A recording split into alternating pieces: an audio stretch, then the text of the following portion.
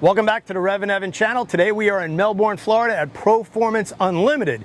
We're going to do a shop tour. We're going to dyno a Godzilla engine. They do all kinds of great engine builds here. So what do you say we go in and check it out? Hey guys, what's going on? Doug, hey, right? Yeah, I'm Doug. Evan, nice to meet you. Steve. Evan, nice to meet you. So we're here in Melbourne, Florida.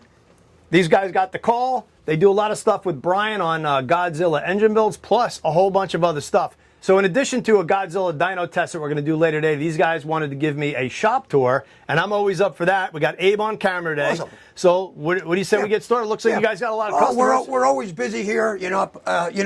We're blessed. Let's say that. But this is our shop where Stevie sits and takes his orders in, and I walk you through our shop right here. This is customers all over the world. This is where Stevie sets me up with parts. Every shelf here is set up for a particular engine. So Stevie loads up parts during the week, and I would build them. Theoretically, I only want to build 2.5, 3 engines a week. That's it. Happens to be one of our Godzillas right here. This is not the intake that's going to go on it, but Stevie wanted to bolt it on just so it wasn't open. This is a Pro Charge motor, Godzilla, of course, and it's going to make about 1,300 horsepower. But all set up for boost, and this is going into a 98 Ford Mustang drag car. So it's got all the nice pieces in it. How long you guys been in business? I've been about 26 years. That's cool. I'm doing it over 50. I've been doing it since I'm 13 years old. Been blessed, and my brother-in-law Eddie taught me the whole trade. Now you guys started in Jersey, not far from where I grew up, right? Yes. In Freehold? You were in Freehold? Yes, I was. Yep. Wow. So I was only probably 10 miles away in Hightstown, and I think we talked on the phone. We probably know a lot of the same people. We do. That we do. Well, this is our area where we assemble at, and as you can see, I try to keep this area everything at hand when assembling an engine. And again, Steve knows if you take a wrench away from me or a socket, I know it's missing. But Stevie's got his own area here now. He's in the Godzilla platform. Him being the younger man said, Doug, we got to get into the Godzilla platform.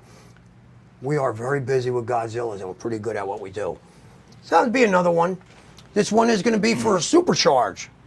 So again, we start off with, these are all brand new blocks, is a steel crank. All the Ford Godzillas come with steel crankshafts. Again, ARP main studs in them. We do oil restrictors for the pin oilers. We put them in. We don't want, in a performance race car, you don't want things oiling the pin. We want to keep all the oil on the mains. So we don't want to cool off the pin. We're not interested in that. We want to keep the oil on the mains. Again, I got all my rings set up for what I said. On this particular one, I'm running about 25. And if you were to put this out. Come around if here. you were to put this in here right now, you can see it's got just a little bit of drag on that where I set these. Look at that. Now, is that a supercharged thing? This is a supercharged for 25 thousandths.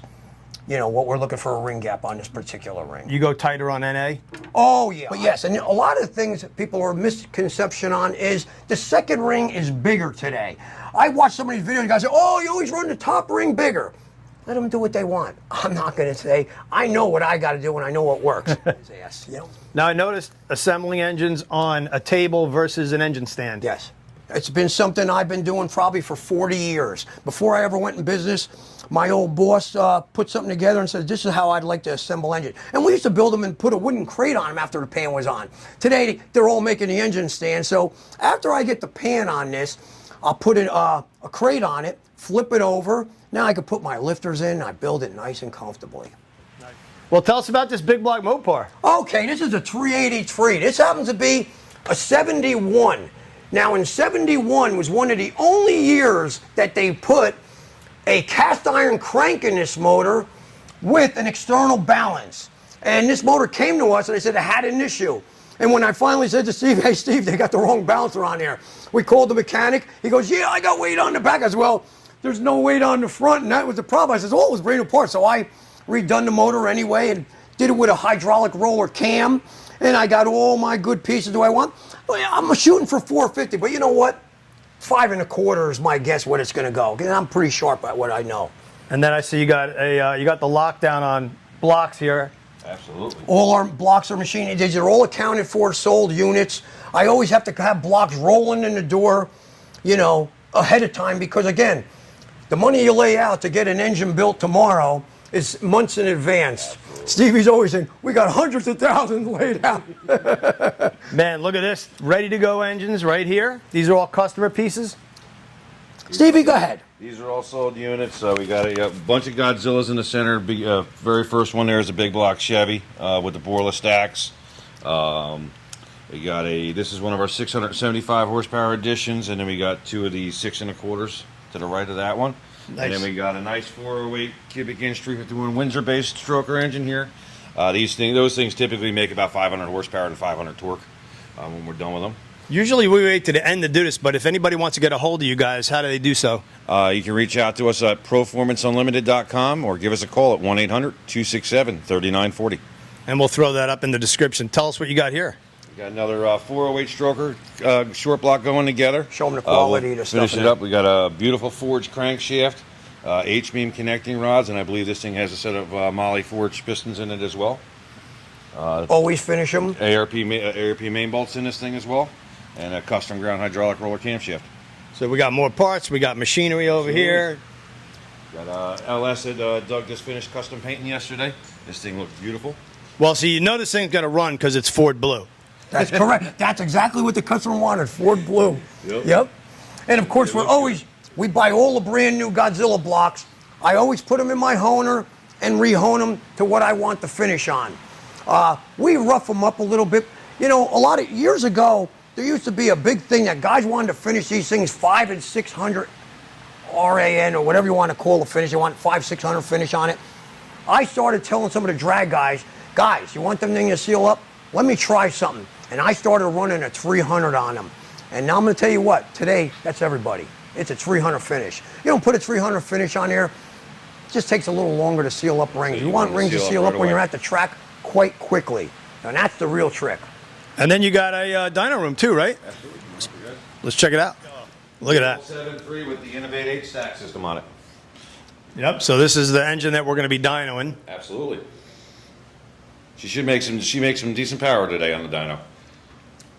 Yep, that's a video coming up. Obviously, we're going to run this video first and then the dyno video second. Yep.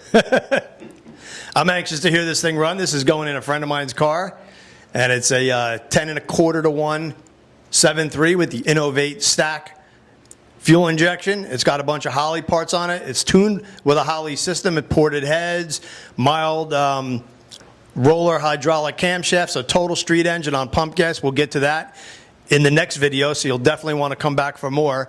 And then you got the area over here. This area over here is where we assemble our heads. These are all Godzilla heads in the boxes here right now. We're big on that. And as we get heads coming in, these are AFR heads over here. Whatever we have coming in, again, another pair of, the LS heads. We have a Godzilla head here. Every head that comes in the door here, if it's assembled, we take apart and re-shim it and spring it the way we want it for our engines. And how do we go about doing that? We have a REMIC tool here.